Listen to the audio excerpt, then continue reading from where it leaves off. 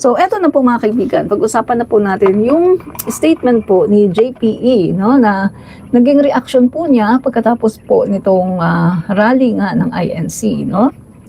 So, bago natin ipanood ang panood tuloy, bago natin komentuhan ito mga kaibigan, tingnan muna natin itong isang video.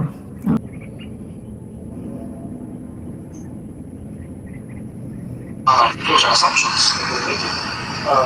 The one who makes assumptions, especially if it's not just an assumption, if it's something that you say out loud, you should provide proof for that.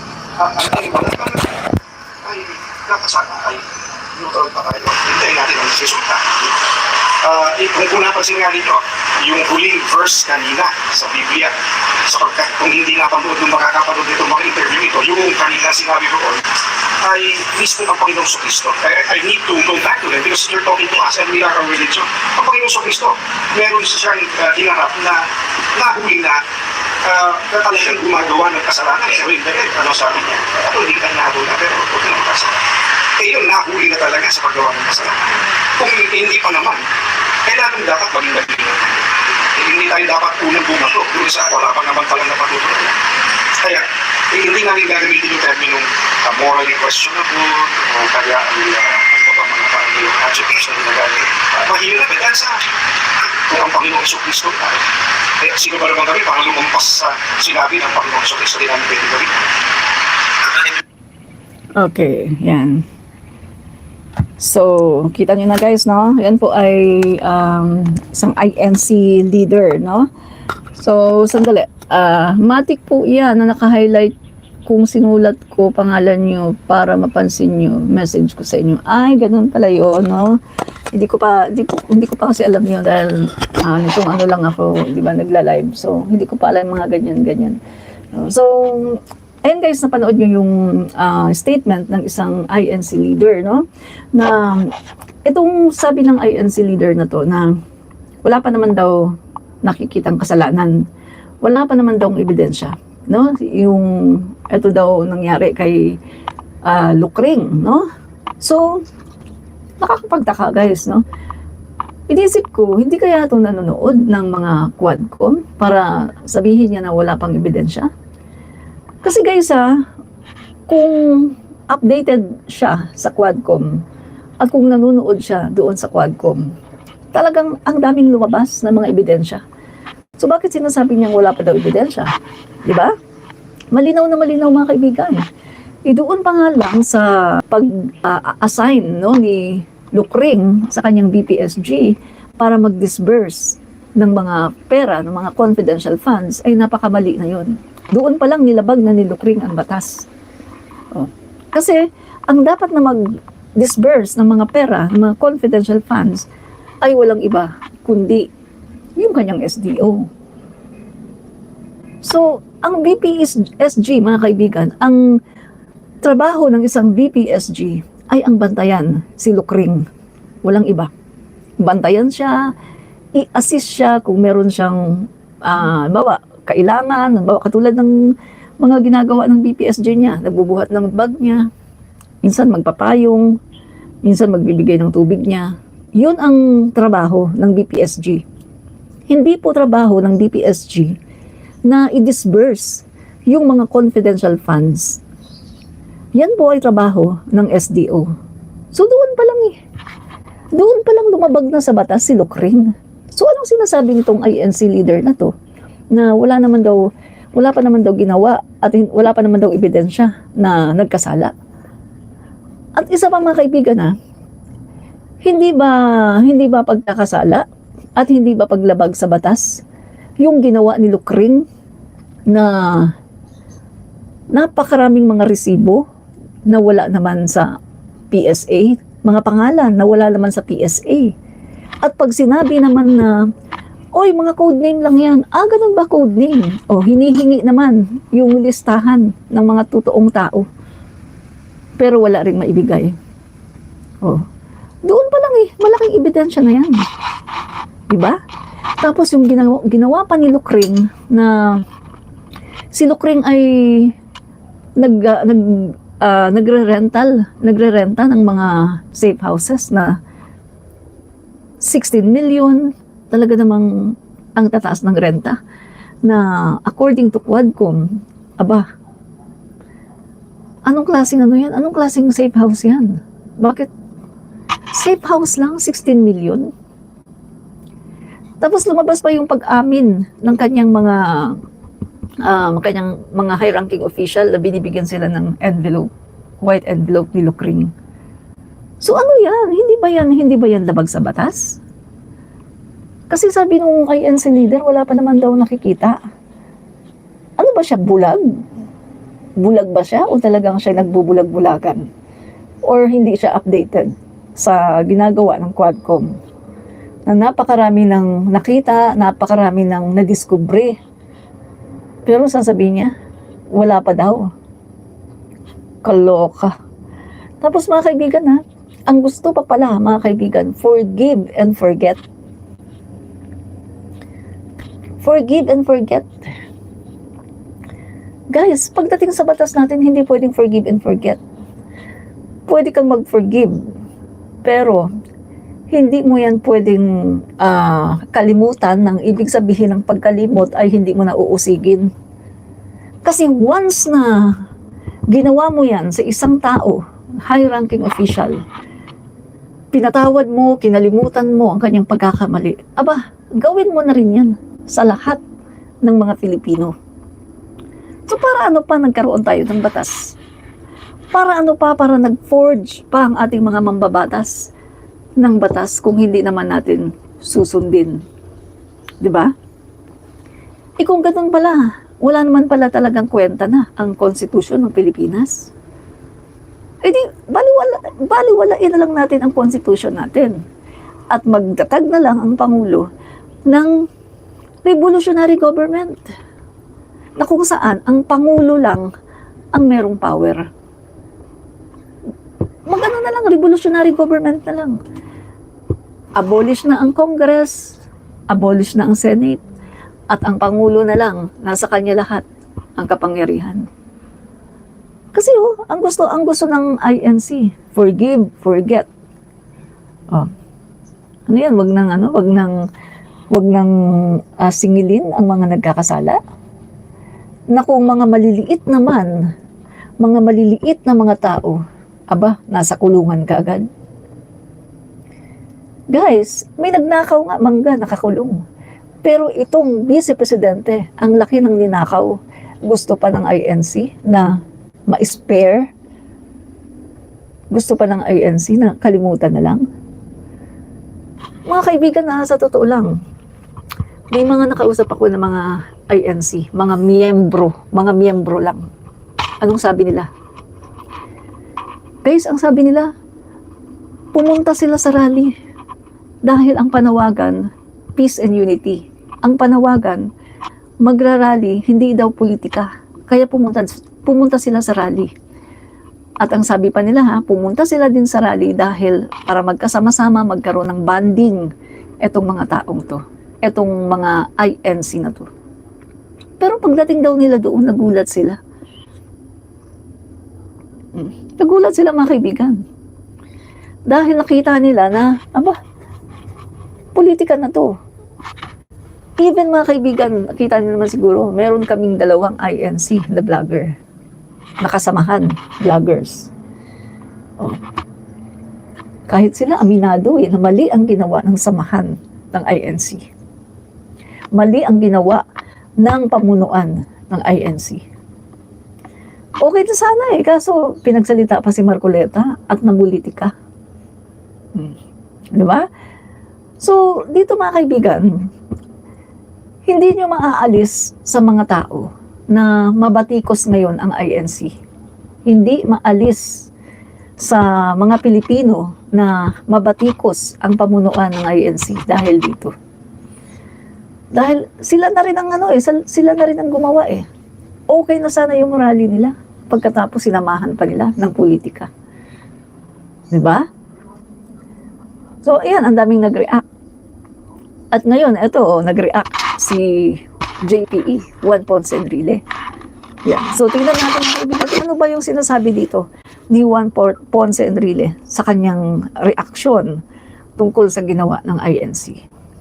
So, sabi niya, there is a bigger question. Meron daw malaking tanong dito.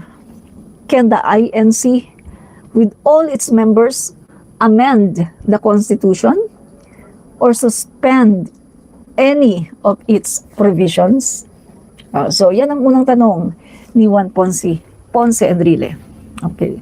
So, mga kaibigan, sa tingin nyo, bakit kaya tinanong yan ni Juan Ponce Enrile? No? Sabi niya meron dito malaking katanungan.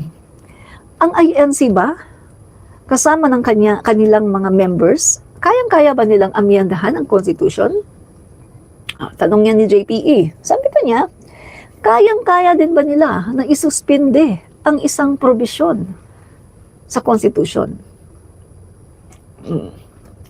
Sa tingin niyo, bakit kaya tinanong yan ni JPE? Unang-una mga kaibigan, yung pagtatanong na yan ni JPE ay merong napakalaking dahilan, no? Napakalaking responsibility. Kaya yan tinanong ni JPE. Ibig lang sabihin dyan, no, ni JPE, sa aking pananaw kaya niya natanong yan. Sa aking pananaw, ganito yan Mga kaibigan, alam naman natin na ang impeachment ay nasa ating constitution. 'Di ba? Ang impeachment, mga kaibigan, ay nasa constitution. So, kalagay dito mga kaibigan, ang impeachment complaint, ang impeachment mga kaibigan ay nasa 1987 Constitution. Ito ay isang proseso ng demokratikong bansa na katulad natin, no? Para alisin sa pwesto ang isang high-ranking official na katulad ng presidente, vice-presidente, ombudsman, at yung mga nasa COMELEC, no? So, nung I think 2 days na, no? Sinabi ko sa inyo mga kaibigan kung sino-sino yung mga pwedeng i-impeach, di ba? Kung sino-sino sila yung mga pwedeng i-impeach. At kasama po dyan ang vice-presidente, no? So, mga kaibigan, tingnan natin the 1987 Philippine Constitution outlines a process of impeachment as a means to hold high-ranking government officials accountable for serious misconduct. This process involves 2 stages: initiation in the House of Representatives and trial in the Senate. So ganito na yan mga kaibigan. Ang tinatanong ngayon ni JPE, kayang-kaya ba ng INC, ng pamunuan ng INC at ang kanyang mga miyembro na baguhin ang konstitusyon? O dili naman kaya ay isuspende ang mga provision nito? So nagpapakita lang yan mga kaibigan na nagtatanong ngayon si JPE, guys, na ang isang impeachment nasa constitution natin. So legal yan. At hindi yan ginagawa dahil lang sa gusto siyang tanggalin sa pwesto o dahil lang sa pamumulitika. Ang impeachment ay isang legal na proseso para sa isang demokratikong bansa na katulad natin. Ang sabi pa ni JPE, no, mga kaibigan, are we prepared to discard or sacrifice the value of rule of law? Yun na mga kaibigan, no? So kanina ko lang ito talaga yung nabasa, yung kanyang mga statement. At sabi ko, wow, buti na lang may nagsalita sa parte ni PBBM tungkol dito. At malalim po, ang ibig po sabihin ni JPE dito ay malalim. Diba? So, eto po mga kaibigan, ready ba ang mga Pilipino? Ready ba ang mga mambabatas at ang mga senador na baliin, isakripisyo ang ating rule of law dahil lang sa isang grupo? Dahil lang sa isang religious leader? religious group, not leader, dahil lang sa isang religious group? Ready ba ang mga mambabatas na isakripisyo ang ating rule of law? Na baliin ang ating konstitusyon? Baliin ang batas ng dahil lang sa isang religious group? Parang ganyan yung tinatanong ni JPE, mga kaibigan, no? Ready ba ang mga mambabatas natin? Ang mga senador? Dito kasi, mga kaibigan, sa rally na ginawa ng INC, para nilang hinostage, no? Hinostage etong ating mga mambabatas at ang ating mga senador. Noong una, guys, sa totoo lang, nung nagrally ang INC, nung hindi pa nagsalita si Marcoleta, okay lang sa akin, okay lang, no? Pero nung nagsalita si Marcoleta, sinundan pa ng iba, nawala lahat yung aking paniniwala na, uy, peace rally ito. Mga kaibigan, hindi nyo masisisi yung taong bayan na mapag-iisipan kasi kahit anong gawin yung pag-aanalisa, hindi na po siya peace rally. Ito ay nagbigay ng division sa mga Pilipino. Mga kaibigan, ang rally na ito ng INC ay nag-divide, naghati-hati ngayon sa mga Pilipino. So, hindi ko sinisisi dito yung mga INC members. Ang aking sinisisi dito ay yung pamunuan ng INC. Dahil sa kanilang ginawa na pinabayaan nila, hinayaan nila na magsalita ang isang politiko. The fact, mga kaibigan, na si Marcoleta yan alam mo na, si Marcoleta yan, alam mo na kaagad. Defender ng Duterte, defender ni Lucring. Nakita niyo yung mga panahon na nagkakaroon ng good governance hearing tungkol sa kanyang confidential funds. Nandun si Marcoleta. At anong sabi ni Marcoleta? Yung una pa nagkakaroon ng mga hearing sa budget ni Lucring. Hayaan na lang daw. Ano na daw kaagad? Approve na daw kaagad. Kasi dahil daw sa long time tradition. Igalang daw ang opisina ng Vice Presidente. Meron daw tayong long time tradition na hayaan na lang daw ang Vice Presidente, i-grant na lang daw sa kanya yung kanyang gusto na budget, ibigay na lang yung budget kahit hindi siya nagpapaliwanag tungkol sa budget. Tinanong siya, mga kaibigan, sa budget hearing, wala siyang sagot. Ang sagot lang niya, I will forgo the etc. Ganun lang. Paulit-ulit. Tapos gusto ni Marcoleta, ibigay nyo na lang yan. Kasi meron tayong long time tradition. Pero anong sabi ng mga kongresista? Nagbotohan, mga kaibigan. At halos lahat sila, 4 lang yata yung nagboto na dapat merong approve na daw. Pero majority ng mga kongresista ay gusto na magkaroon ng question and answer. Kasi yun naman talaga ang nararapat. Dahil may nakita na 125 million in 7 days only ginastos. Mga kaibigan, marami namang mga ahensya na may confidential funds. Pero talamak ito kay Lucring. Guys, iba ang sitwasyon ni Lucring. 125 in 7 days only. This is very, very rare. Ngayon lang ito nangyari sa buong panahon ng ating politika sa Pilipinas. Ngayon lang ito nangyari. Kaya talagang kitang-kita at dapat talagang busisiin ang kanyang confidential funds. Dahil kitang-kita, mga kaibigan, nakakapagtaka paano ginastos ang confidential funds 125 in 7 days only. Ba? So, ayun mga kaibigan, malinaw itong sinasabi ni Enrile. Guys, na itong ginawa ng Iglesia ni Cristo, mga kaibigan, ay parang pang-hostage. Parang nga dito sa mga kongresista, mga senador, na magdadalawang isip na ipa-impeach si Lucring dahil natatakot yung iba dyan. Dahil gusto nilang iboto sila ng tao. At iniisip nila, kapag pina-impeach nila si Lucring, ay Baka hindi sila iboto ng INC.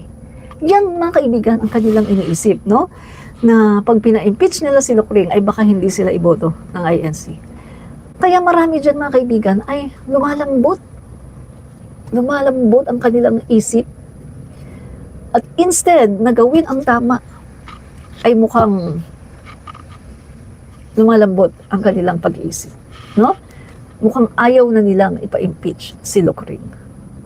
Pero mga kababayan, no? Hindi mangyayari yan dahil naniniwala ako.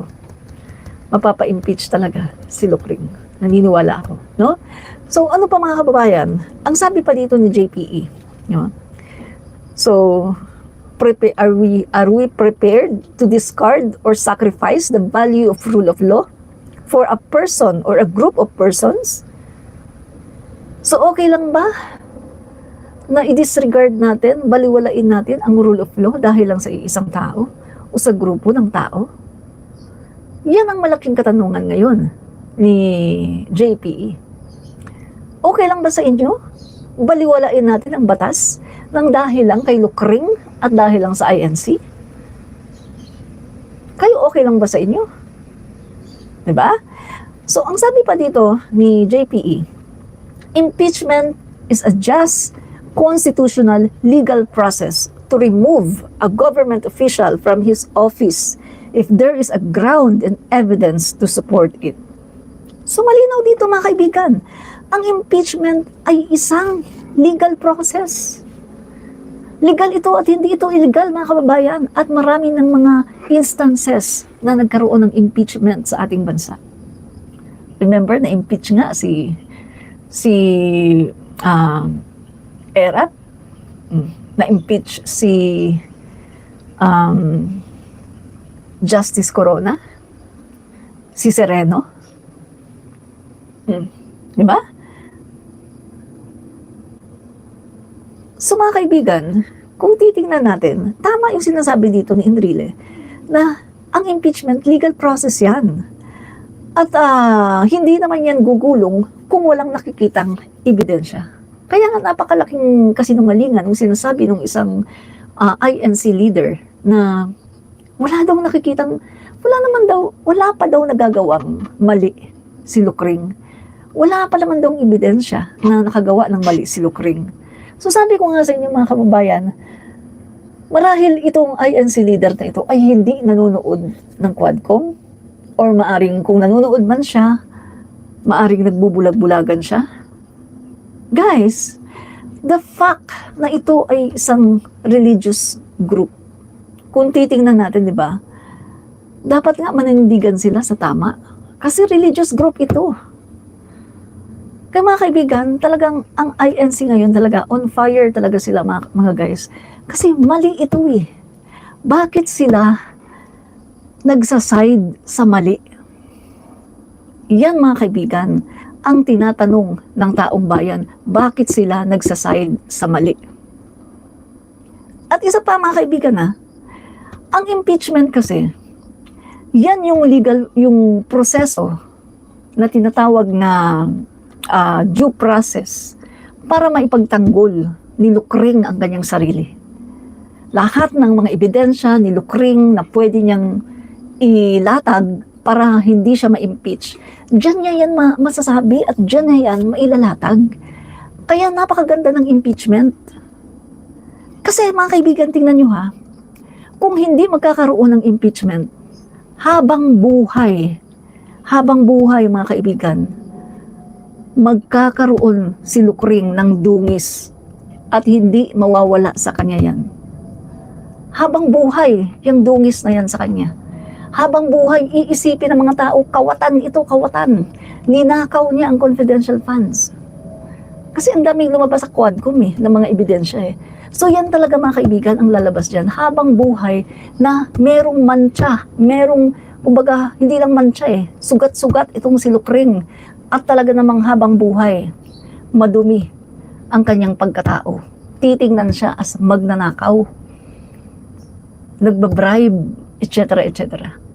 Pero kapag nagdumaan siya sa proseso ng impeachment, mga kaibigan, diyan niya mapagtatanggol ang sarili niya.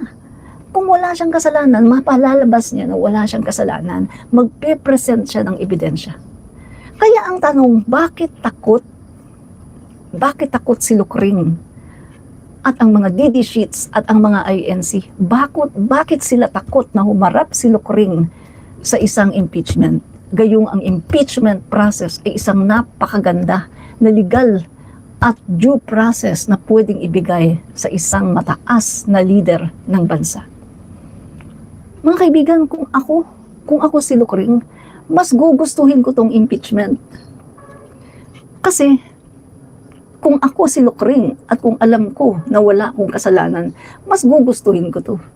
Dahil may pagtatanggol ko ang sarili ko at malilinis ko ang pangalan ko. 'Di ba?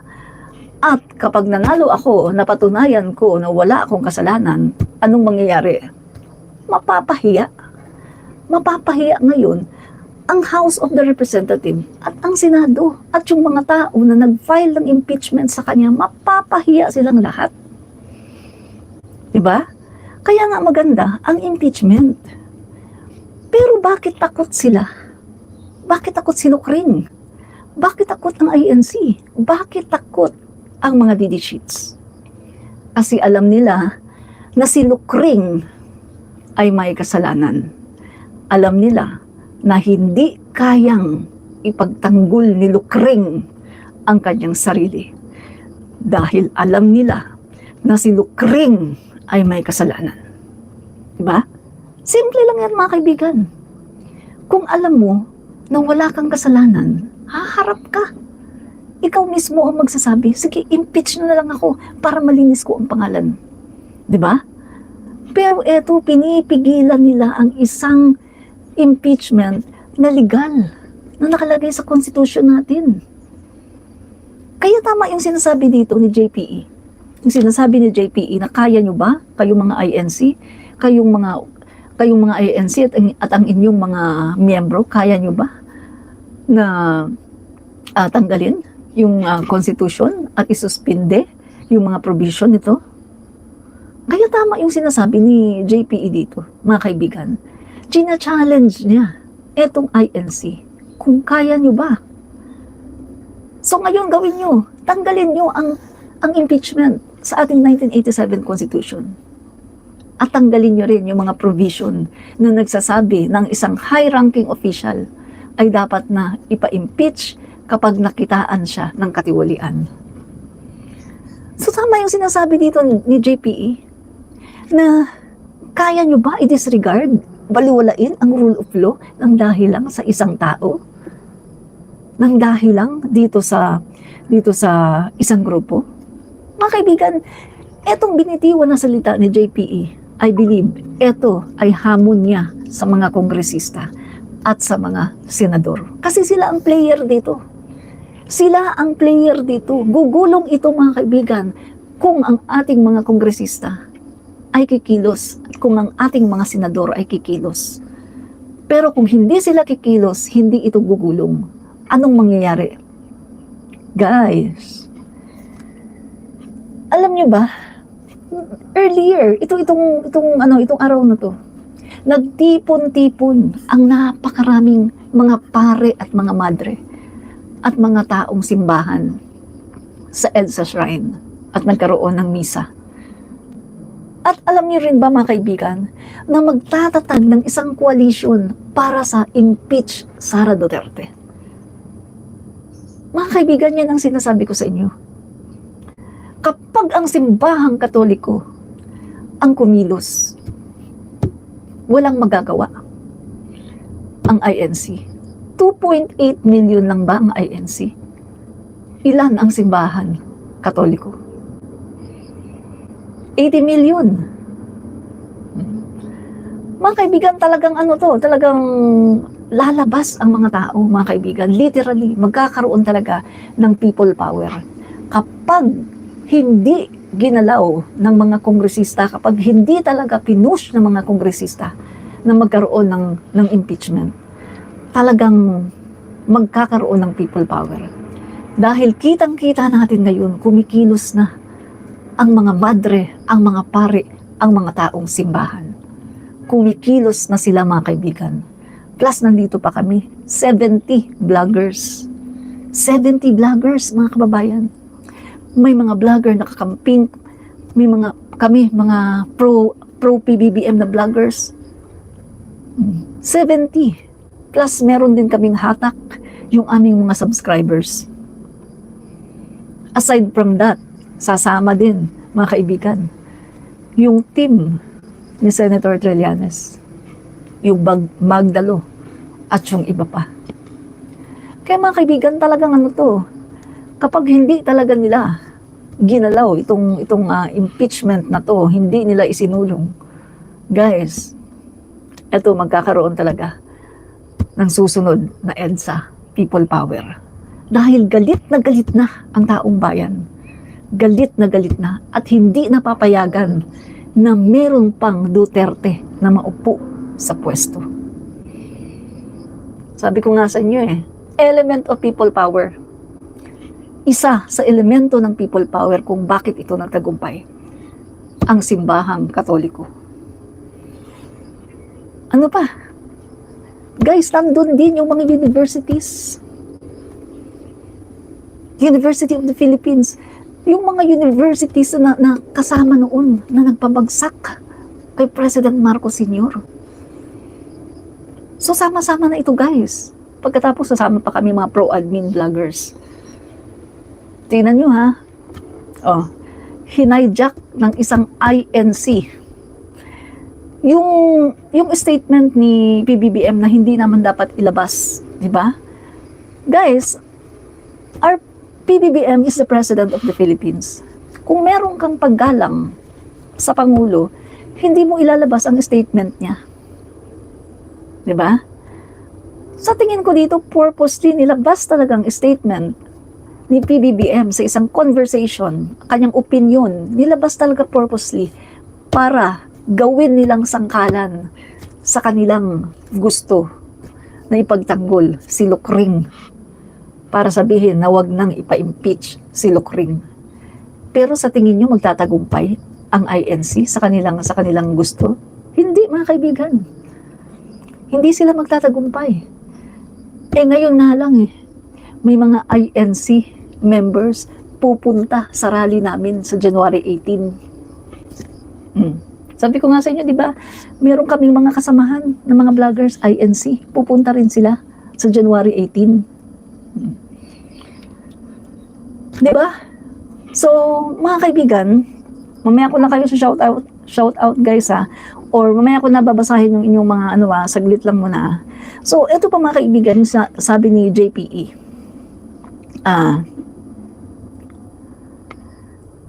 Impeachment is just a constitutional legal process to remove a government official from his office if there is a ground and evidence to support it. So, na-discuss na natin yan, no? Sabi pa niya, the impeached official is not going to jail by the mere fact of his impeachment. So, yan mga kaibigan, hindi naman siya ikukulong. Pagdating sa impeachment, hindi siya ikukulong.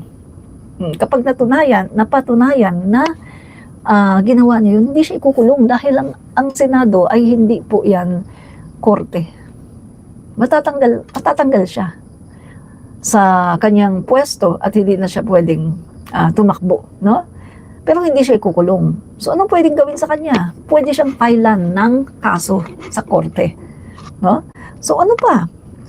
As a nation and a state, we will incur a very detrimental precedent if we follow the logic implicit in the INC rally that they mounted. Wow, ang lalim Ang lalim na, mga kaibigan, no?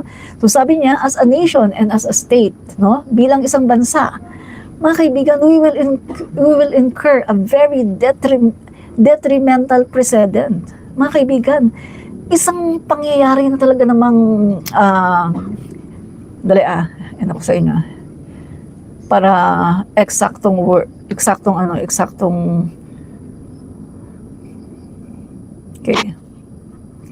Okay. Yan. Yan, yun. So, ito mga kaibigan yung pag-aalis daw, no, the impeached official, no, mga kaibigan, nasaan ba yun?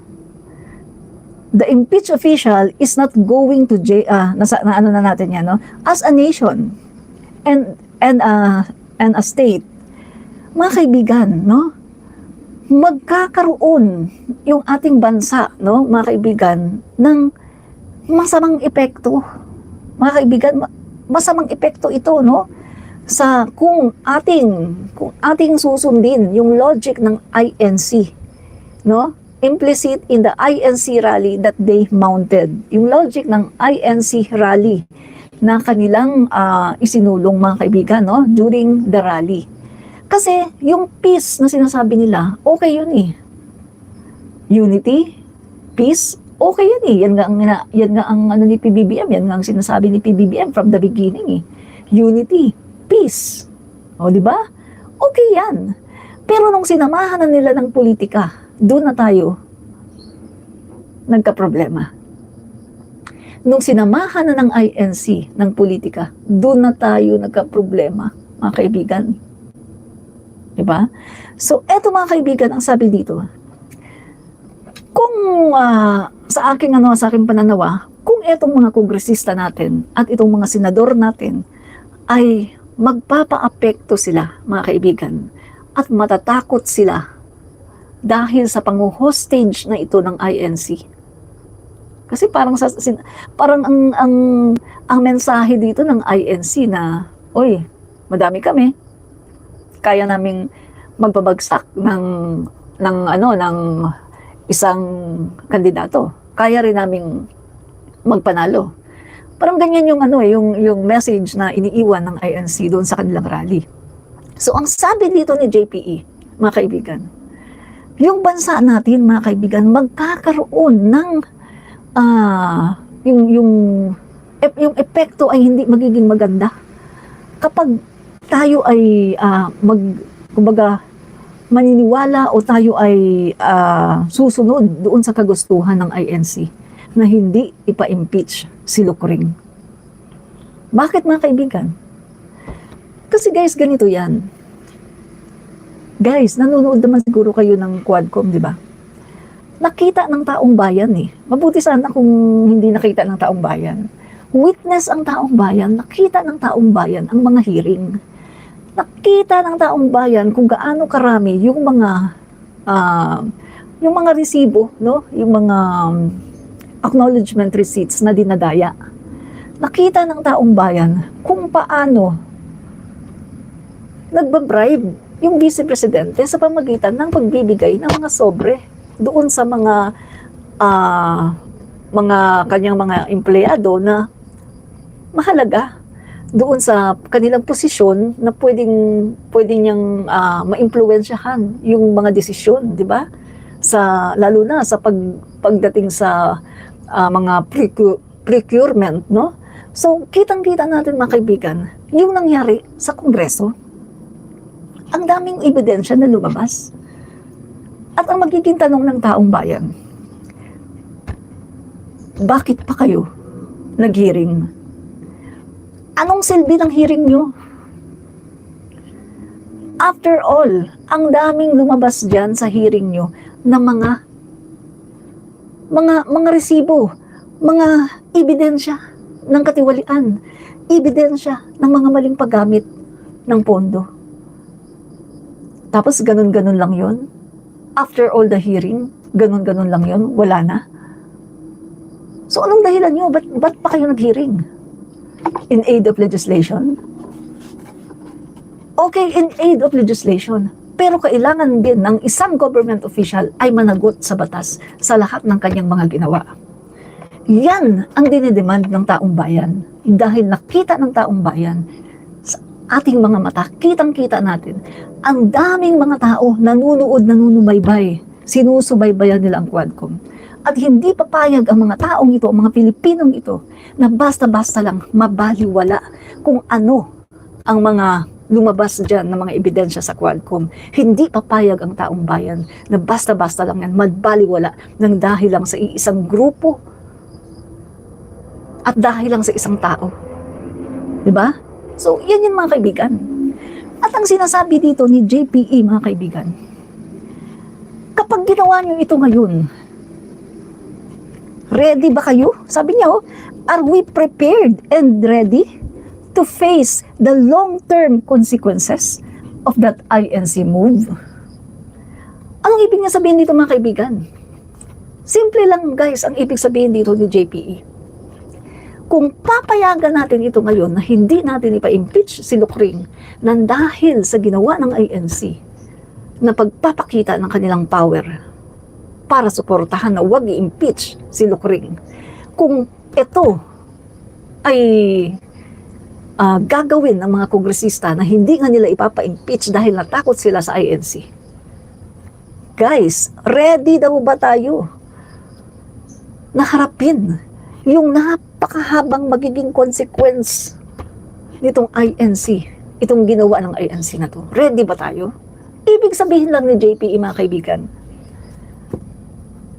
kung mangyayari ito ngayon, sa mga susunod na panahon, tiyak mangyayari din yan.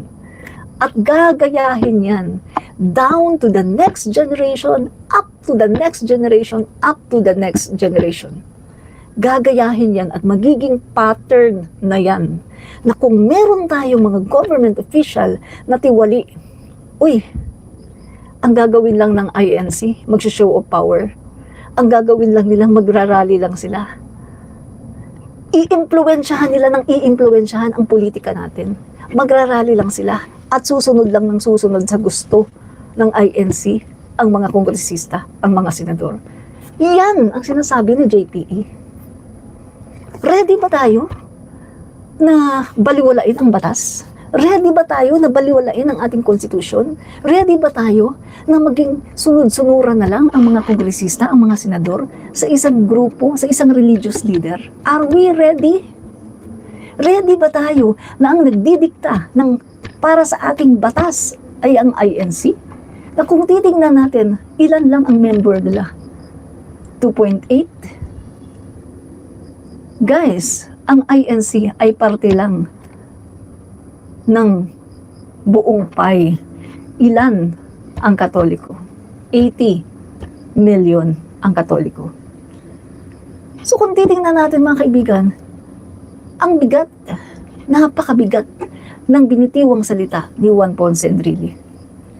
Tama ang sinabi ni Juan Ponce Enrile, napakabigat ng kanyang sinasabi, mga kaibigan. Are we ready? Ready ba kayo, mga kongresista, na maduduwag?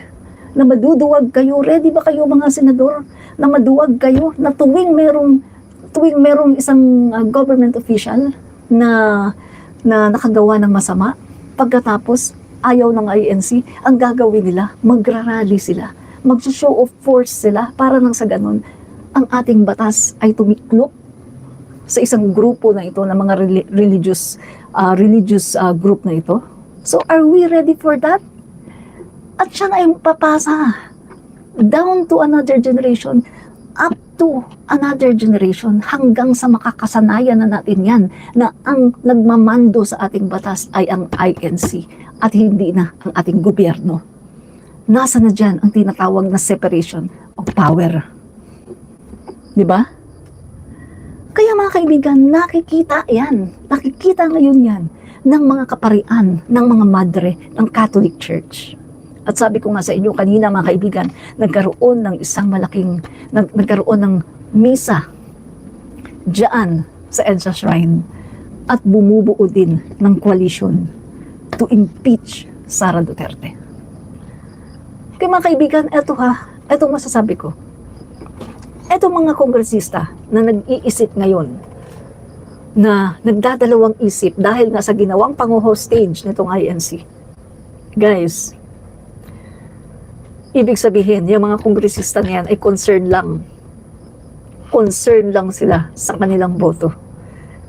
Kung merong mga kongresista dyan na lalabas na ayaw nilang i-impeach si Lucring dahil sila ay nag-aalangan na hindi iboto ng tao, well, mga kaibigan, huwag niyong iboboto yan. Dahil ang iniisip lang pala ng mga yan, no, kung meron man dyan, ang iniisip lang pala ng mga yan ay yung kanilang sarili at hindi ang bayan. Di ba? Mga kaibigan, ako, supporter ako ng Congress. Sinusuportahan ko ang Kongreso. At palagi nga din ako sa Congress, pumupunta, may mga hearing. Diba? Kasi, ang speaker dyan, Speaker Martin, pinsan ng Pangulo, Romualdez yan. Sumusuporta ako, mga kaibigan, sa Congress.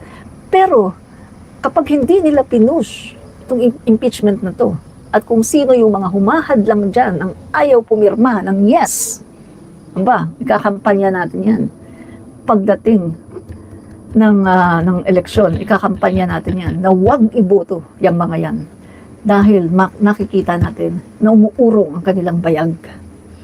At ayaw nilang pumirma dahil lang sa takot na wala silang boto. My God, mga kaibigan, tama ang sinasabi ni JPE. Kapag pinayagan natin ngayon na hindi i-impeach si Lucring nang dahil lang sa nagrally ang INC, guys, makakasanayan tayo. At yan na ang magiging normal. May katiwalian itong Vice Presidente, may katiwalian ang mga next na maging Pangulo, next na President, o next na Vice. Wala na. No impeachment. Wala na, mga kaibigan. Makakasanayan natin yan. Wala nang rule of law. Babaliin na ang batas. Diba? Kaya mga kaibigan, etong masasabi natin. Guys, kung ano man, no, itong ginawa ng INC, hindi ito maaring makaapekto sa pagpapa-impeach kay Lucring. Ito ay isang due process na dapat nadaanan ni Lucring nang sa ganun ay maipagtanggol ni Lucring ang kanyang sarili at may mapatunayan ni Lucring na hindi talaga siya nagkasala. Diba? Due process ito. At dapat nating ipaglaban ito. Kaya mga kaibigan, no, doon sa mga pro-admin dyan, kahit hindi kayo pro-admin, kakamping, samahan nyo kami sa January 18 at sisigaw natin doon ang nag-iisang boses ng bayan, impeach Sara Duterte. No? Sa January 18 sa People Power Monument. Doon po tayo alauna ng hapon. No? Alauna ng hapon at tayo po doon ay magkakaroon ng rally. Yan. So,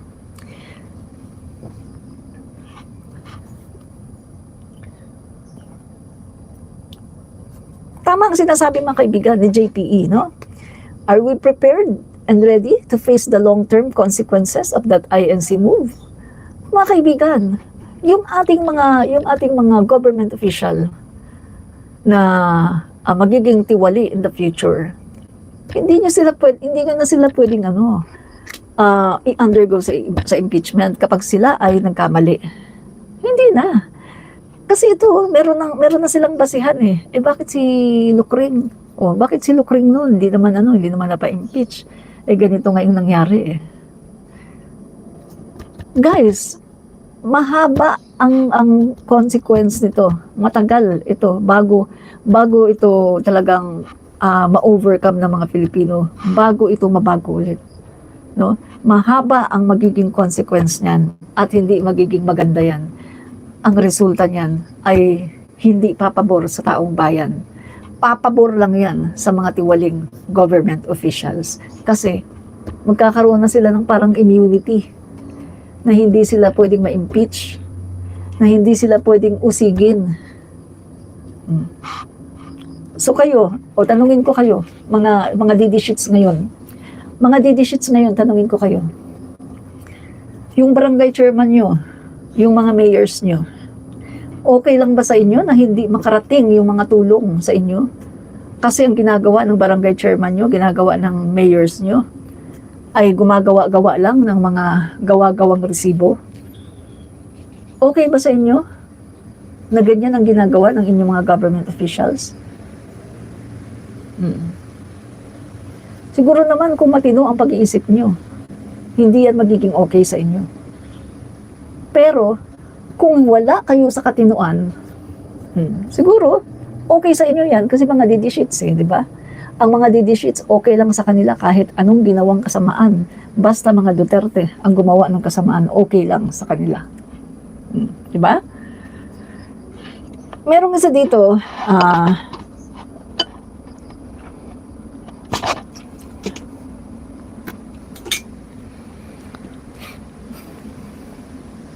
okay. Sabi nung isa, pag hindi nakasubmit ng impeachment complaint ang Congress, baka iboto ko pa si VP Sara sa 2028. Lumalabas na political demolition lang ginawa ng Quadcom. Kaya nga, mga kaibigan, no, dapat talaga itong dapat talagang isampa ang impeachment. Kasi kita nyo ang haba ng ang haba ng hearing. Nakailang hearing. Ang daming lumabas na ebidensya. Pagkatapos babaliwalain. Oh, 'di ba? Yun yung mga kaibigan Babaliwalain lang. So, kailangan talaga ito mga kaibigan, talagang maisampa talaga itong impeachment, no? Kasi para po ito sa proteksyon ng taong bayan. Hindi po ito para sa mga politiko, no? So, meron mga nagsasabi mga kaibigan na ay ginawa ng INC yan kasi yung pamunuan ngayon ng INC ay merong deal, no, with Rodrigo Duterte. So hindi natin alam kung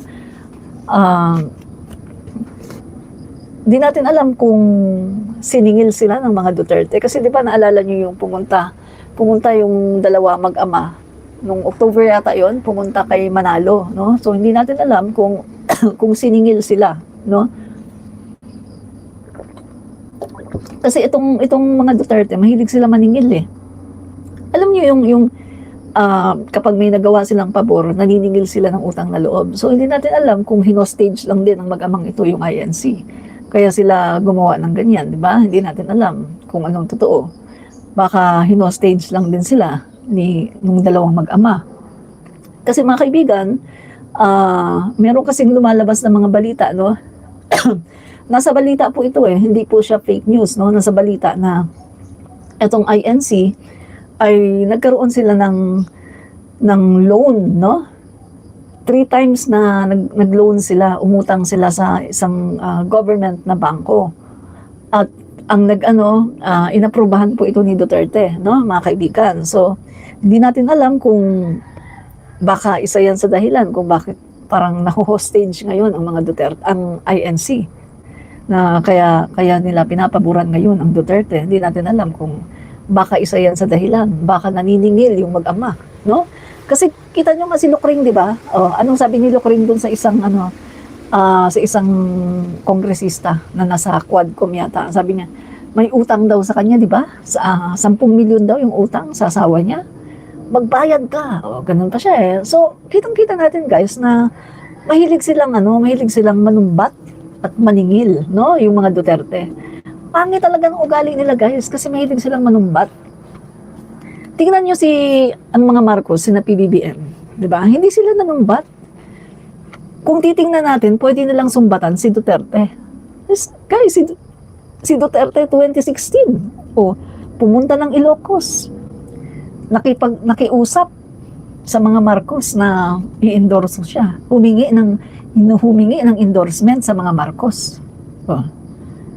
Kung tutuusin, pwede siyang pwede silang sumbatan na kayo nga pumunta kayo sa Ilocos. Nanghingi kayo ng endorsement para iboto kayo ng mga loyalista. Kayo nga nung tumakbo si Duterte, binigyan namin kayo ng pera, ganito ganyan. Di ba? Pwede silang sumbatan. Pero never silang sinumbatan ng mga Marcos. Ang mahilig lang talaga manumbat itong mga Duterte. Kasi mga walang hiya Mga walang hiya sila. Mahilig lang talaga silang manumbat. Diba? Na kung titignan natin, sila naman ang dapat na sumbatan. Diba? Kasi, guys, hindi naman kilala yan Hindi kilala si Duterte. Davao lang yan. Hindi yan mananalo. Oh my God, sikat na sikat noon si Miriam Defensor. Si Binay, si Grace po, Mariosep Duterte. Hindi talaga mananalo yan. Pero dahil inendorso siya ng Marcos, nanalo siya. Dahil sa endorsement ng mga Marcos. Di ba? Hindi siya mananalo, guys. Wala yan. Hindi, guys, hindi ko nga kilala yan eh. Tumatakbo siya, hindi nga namin kilala. Dito nga lang sa lugar namin, sino ba yung Duterte? Oh, nakilala lang namin nung inendorso ni Amy. Oh, saka lang namin nakilala, taga Mindanao pa kami. So, kaya mga kaibigan, no? Itong masasabi ko. Ito mga kaibigan, naiipit ngayon sa nag-uuntugang bato itong mga kongresista, no? Kasi diyan sa kanila yan mag-uumpisa yung impeachment Kailangan nilang kumilos. So naipit sila ngayon sa nag-uumpugang bato. Una, yung show of power ng INC. Pero guys, pangalawa, sinugundahan ni JPE, yung statement ni JPE. Hindi mo pwedeng baliwalain yan. JPE, mga kaibigan.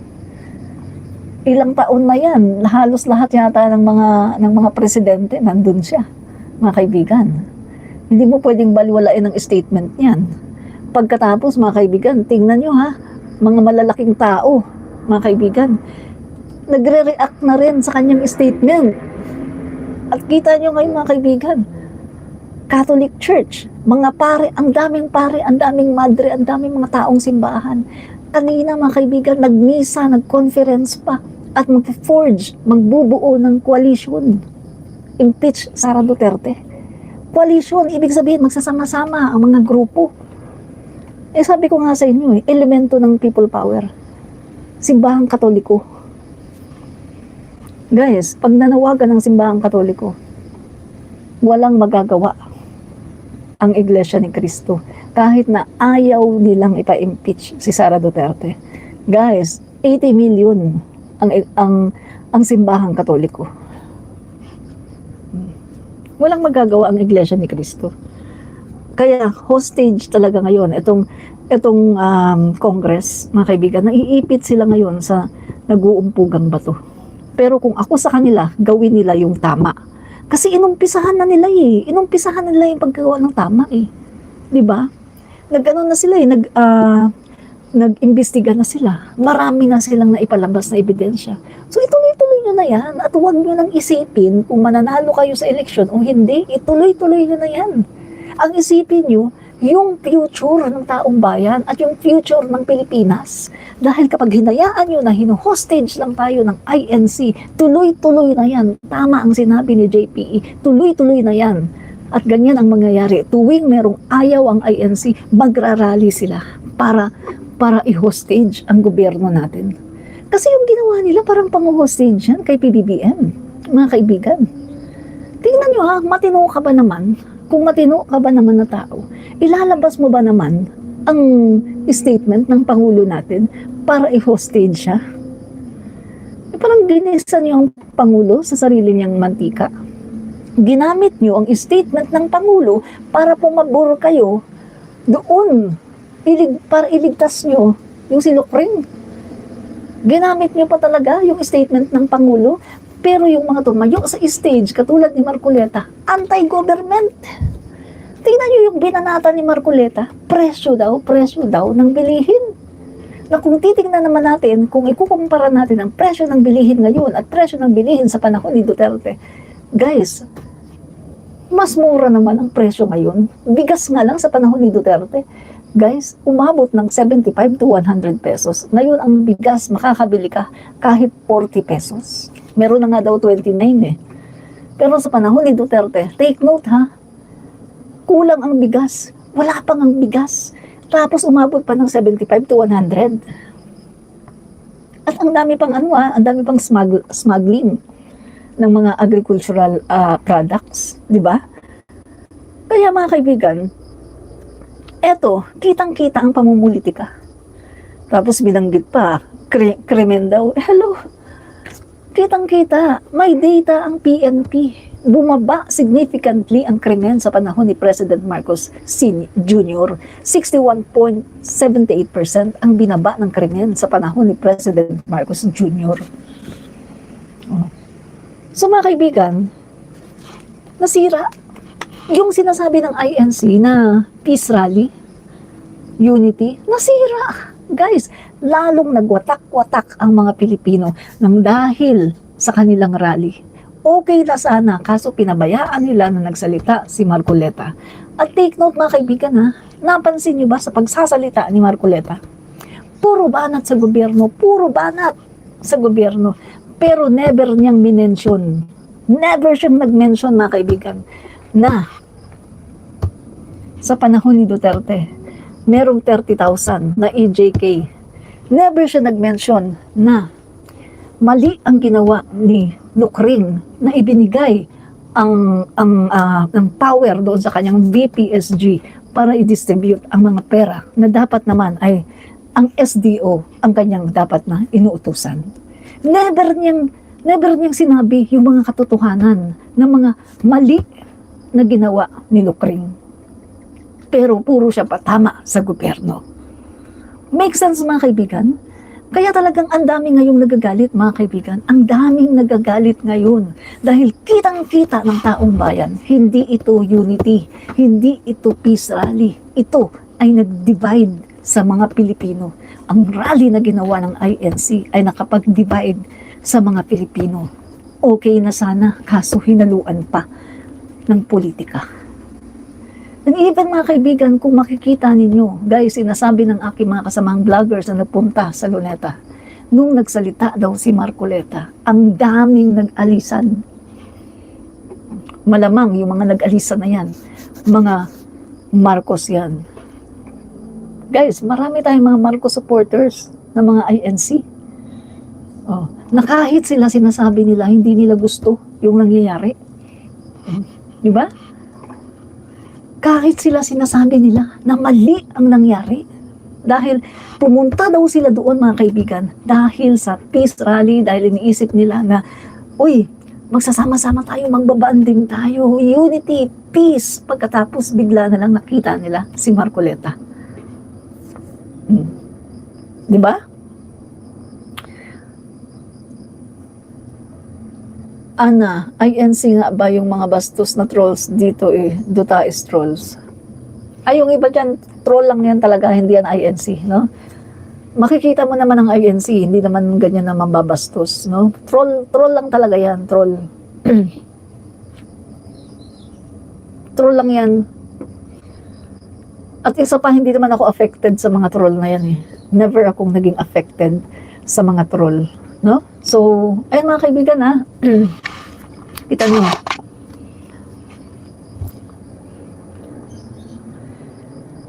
Yes po, malapit na po yung ating rally, no? So, bago ako magtapos mga kaibigan, no? Imbitahan ko ulit kayo, January 18. Kung nasa Metro Manila lang naman kayo, pumunta po kayo sa People Power Monument, mga kaibigan, alauna, punta po kayo doon.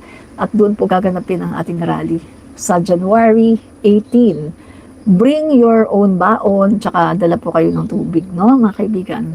At ito nga guys, so gumagawa po ng program kasi ako po yung mag-MC. No? Ako po yung mag-MC. So, gumagawa na ako ng program. So, mga kaibigan, sabi pupunta rin daw ang Magdalo, no? So, titingnan natin, pupunta rin daw yung Magdalo. Sina Senator Trillanes. Tingnan natin kung pupunta nga, no? So, maraming po salamat mga kaibigan, no? Dali, basa muna tayo ng konti.